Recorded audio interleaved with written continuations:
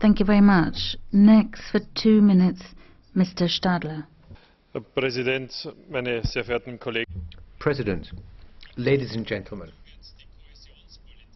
the purpose of this regulation is to ensure that the cohesion policy becomes a standing component of the European rescue package. We reject that.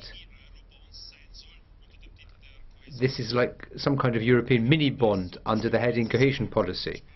I would agree with Mrs. Hübner when she says that the savings package won't achieve the desired effects.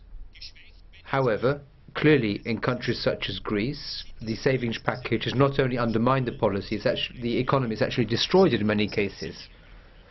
So we can see that European Union policy is gradually moving towards bankruptcy together with Greece. The idea now of risk-sharing instruments for those countries affected by serious problems is a euphemism which fully underestimates the problem.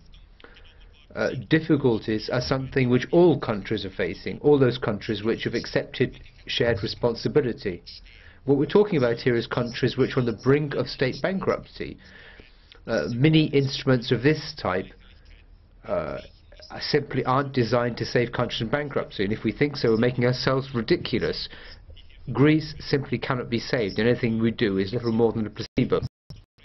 The funding of infrastructure projects, as well as operational programs, is something which a country like Greece can't even fund now. It's not in a position to provide its share of co-financing. So how on earth can this proposal actually function? It's a socialist proposal which is doomed to failure. We have to face up to the fact that Greece can only regenerate economic growth if it wins back its competitive advantage.